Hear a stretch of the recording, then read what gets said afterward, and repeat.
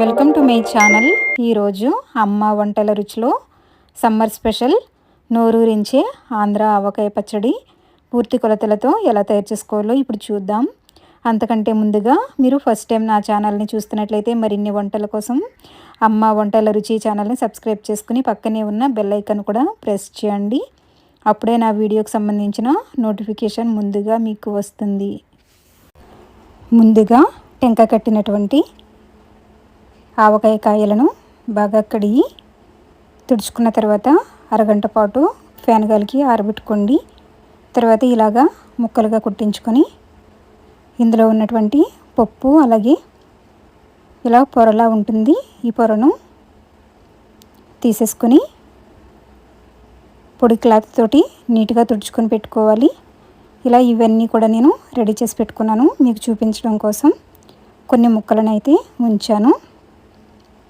ఈ విధంగా అన్ని ముక్కలను కూడా చూపిస్తున్న విధంగా నీట్గా క్లీన్ చేసుకుని వీటిని ఒక 15 to 20 minutes ఈ ముక్కలను కూడా ఫ్యాన్ గాలికి ఆరబెట్టుకోవాలి. ఈ విధంగా అన్నీ రెడీ చేసి పెట్టుకున్న తర్వాత పొడిగా ఉండే ఒక పాత్రలో నువ్వుల నూనె మనం ఏ కప్పుతో అయితే మామిడికాయ ముక్కలను కొలుచుకుంటామో అదే కప్పుతో 2 కప్పుల వరకు నూనె పడుతుంది. ఈ పాత్రలో అయితే నేను 1.5 కప్పు ఆయిల్ను మాత్రమే వేస్తున్నాను. మిగిలిన 1/2 కప్పు వచ్చి మనం పచ్చడి జాడీలో అడుగుని వేసుకోవాలి. ఇక్కడ నేను కోల్డ్ ప్రెస్డ్ నువ్వుల నూనె తీసుకున్నాను, పప్పు నూనె అని కూడా అంటారు. తర్వాత ఇందులో మనం క్లీన్ చేసి పెట్టుకున్నటువంటి మామిడికాయ ముక్కలు ఈ మెజరింగ్ కప్పు నిండా 6 కప్పులు ఉండేటట్లుగా చూసుకోవాలి. ఇక్కడ నేను కేజీ మామిడికాయలను తీసుకుని కొట్టించినట్లయితే ఇలా 6 కప్పుల వరకు మామిడికాయ ముక్కలు వచ్చాయి. ఇలా ఈ నూనెలో వేసుకుని నానబెట్టుకోవాలి.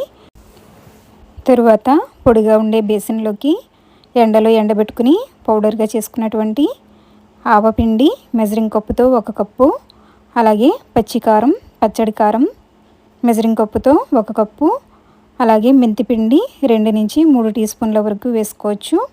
అలాగే కళ్ళుప్పును కూడా ఎండబెట్టుకుని మిక్సీ పట్టుకున్నటువంటి ఉప్పు మెజరింగ్ కప్పుతో 1/2 కప్పు, తొక్కువలుచుకున్నటువంటి వెల్లుల్లిపాయలు 1/2 కప్పు వేసుకుని ఇవి అన్నీ కూడా బాగా కలిసేటట్లుగా కలుపుకోవాలి. ఈ విధంగా మొత్తం మిక్స్ అయ్యేటట్లుగా కలుపుకున్న తర్వాత మనం ముందుగా నానబెట్టుకున్నటువంటి మామిడికాయ ముక్కలను ఇలా ఆయిల్లో నుంచి తీసుకుని కొద్దిగా వేసుకుంటూ వీటిని చేత్తో బాగా కలుపుకోవాలి.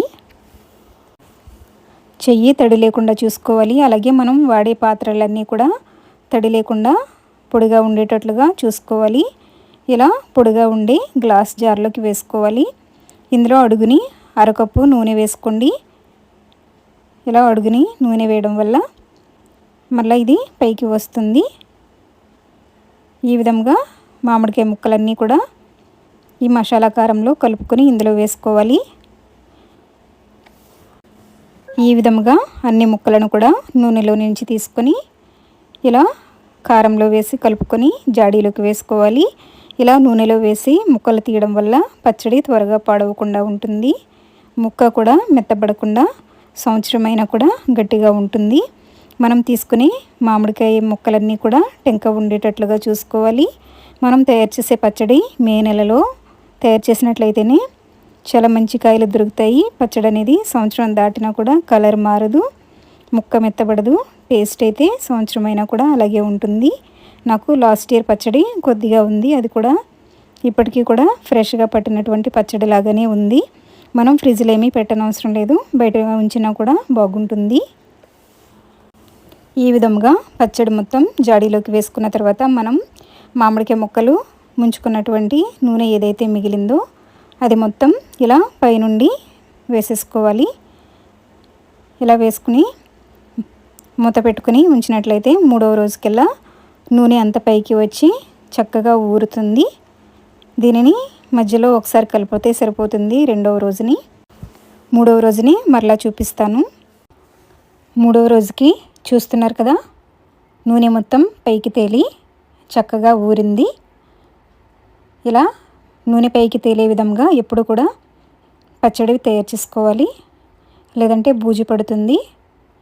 అలాగే మనం తీసుకున్నటువంటి జారల్లో ఫుల్గా పచ్చడి వేయకూడదు. ఇది ఊరి నూనె పైకి వస్తుంది కాబట్టి కొంచెం ఖాళీగా ఉండేటట్లుగానే వేసుకోవాలి. ఈ పచ్చడి అంతా కూడా 3వ రోజుని పొడిగా ఉండే ఒక బేసిన్లోకి వేసుకొని ఇలా ఒకసారి అంతా బాగా కలుపుకొని ఉప్పు, కారం, నూనె సరిపోయిందో లేదో చూసుకొని మీరు 3వ రోజుని వేసుకోవచ్చు. నాకైతే అన్నీ కరెక్ట్గా సరిపోయాయి. దీనిని ఇప్పుడు మరలా అదే గ్లాస్ జార్లోకి వేసుకొని నిల్వ చేసుకుని వాడుకోవచ్చు. సంవత్సరం దాటినా కూడా ఈ పచ్చడి ముక్క మెత్తబడదు, కలర్ కూడా చేంజ్ అవ్వకుండా బాగుంటుంది. ఇలా ప్రతి సంవత్సరం కూడా మే ఫస్ట్ వీక్లో ఇలా పచ్చడి తయారు చేసుకున్నట్లయితే చాలా బాగా వస్తుంది. నేను తీసుకున్న మామిడికాయలు వచ్చేసి జలాలు తీసుకున్నాను. మీరు చిన్న రసాలు కూడా తీసుకోవచ్చు. ఈ పచ్చడి అయితే చాలా సూపర్గా ఉంటుంది. మీరు కూడా ఈ కొలతలతో తయారు చేసుకుని ఎలా వచ్చిందో కామెంట్ చేయండి.